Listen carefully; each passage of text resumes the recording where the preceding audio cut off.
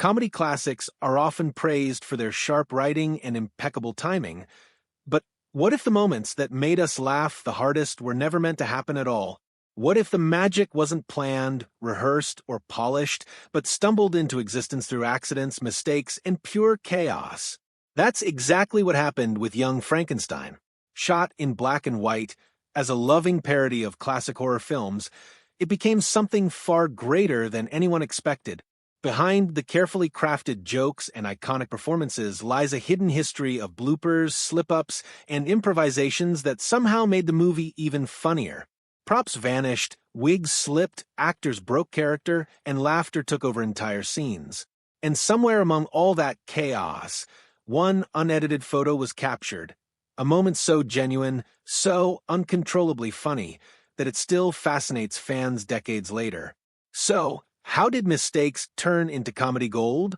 Let's dive into the unforgettable bloopers that helped shape one of the greatest comedies of all time. Number 20.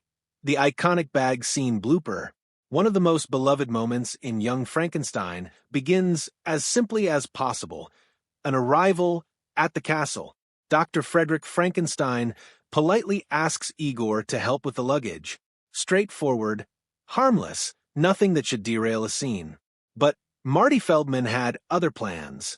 Instead of sticking to the script, Feldman casually tossed out an unscripted line, "You take the blonde and I'll take the one in the turban." The delivery was so sudden and so perfectly timed that it blindsided everyone.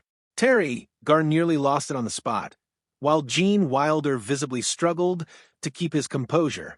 What made the moment even better was Feldman's commitment.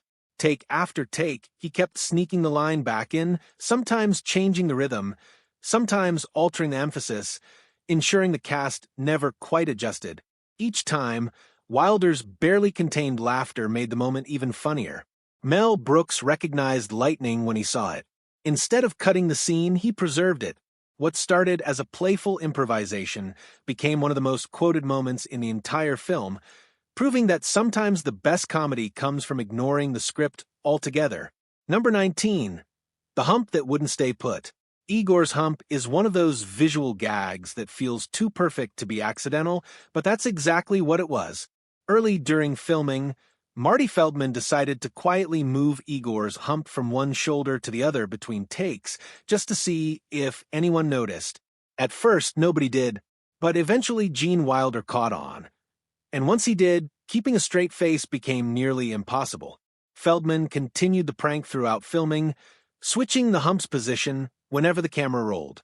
What started as mischief soon became a running joke, one that Mel Brooks ultimately embraced rather than corrected. Audiences later assumed it was a cleverly written gag. In reality, it was pure improvisation, an actor entertaining himself on set, unknowingly creating one of the film's most enduring visual jokes. Number 18. The vanishing candlestick.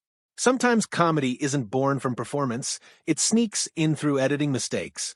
In one atmospheric scene, Dr. Frankenstein and Inga move through secret passageways, holding a candle meant to heighten tension.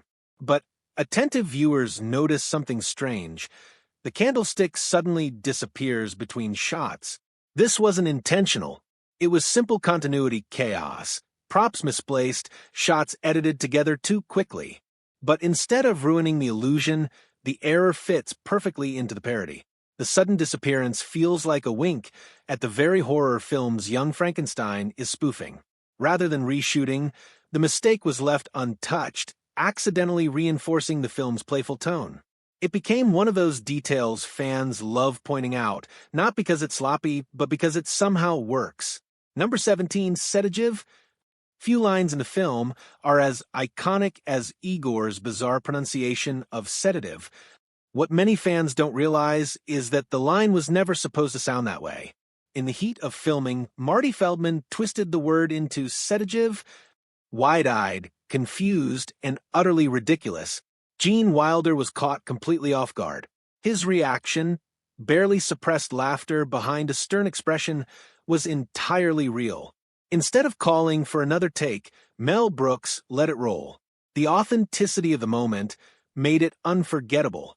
What began as a verbal slip became one of the most quoted lines in the movie, perfectly capturing the unpredictable chemistry between Wilder and Feldman. Number 16, Inga's slip in the hay. The playful roll in the hay scene was meant to highlight Inga's innocence and boundless energy. But while bouncing around the hay wagon, Terry Garr slipped slightly, throwing off her timing. Rather than breaking character, she incorporated the stumble seamlessly, turning it into part of the performance. The moment felt natural, charming, and completely in character. Mel Brooks loved it. The tiny accident added authenticity and warmth, making Inga feel more human and even more lovable. What could have ruined a take instead enhanced the scene? Number 15, Puttin on the Ritz chaos. The Puttin on the Ritz number nearly didn't exist.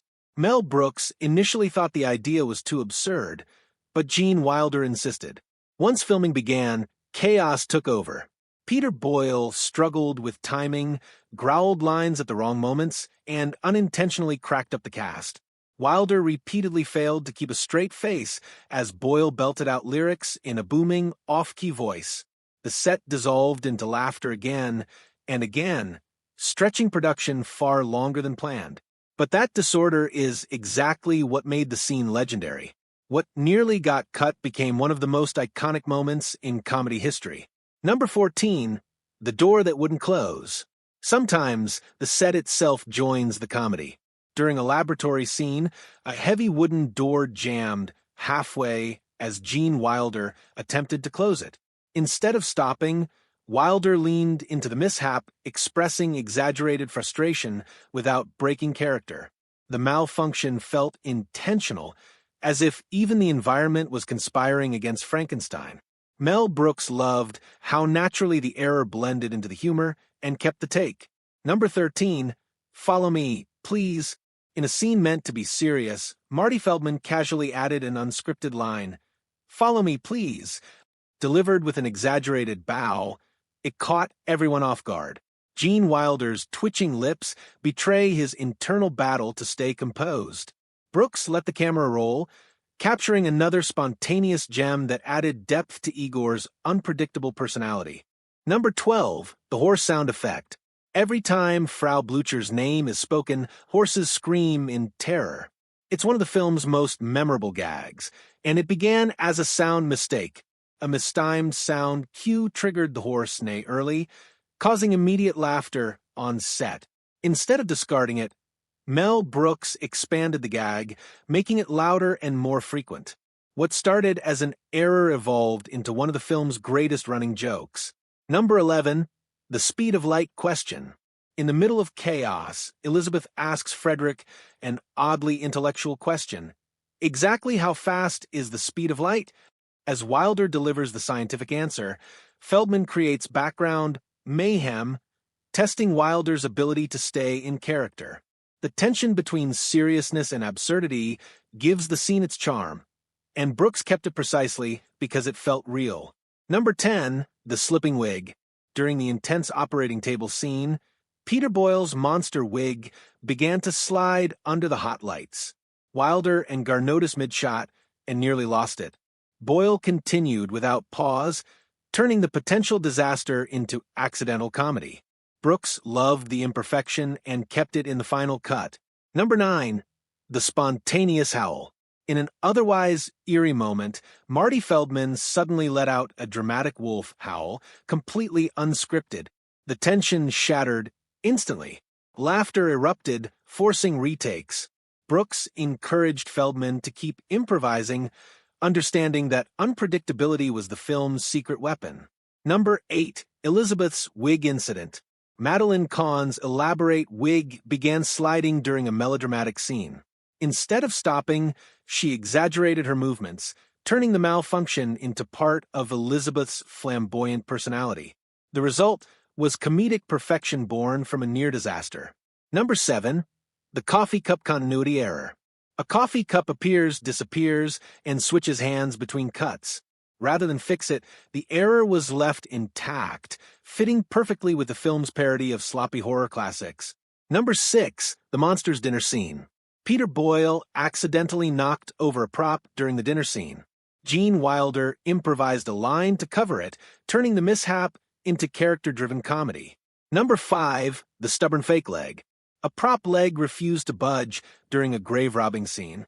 Marty Feldman exaggerated the struggle, transforming a malfunction into slapstick gold. Number 4, the lightning failure.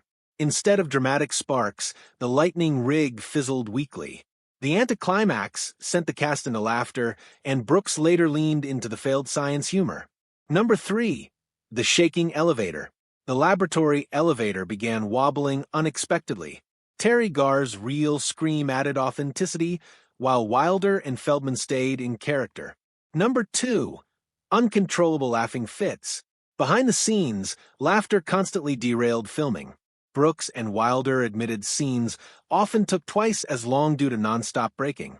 Rather than fight it, Brooks embraced it, believing laughter was proof they were doing something right. Number 1, the photo that was never edited. One photograph captures Gene Wilder doubled over in genuine laughter beside Marty Feldman. It wasn't staged. It wasn't planned. It was chaos frozen in time.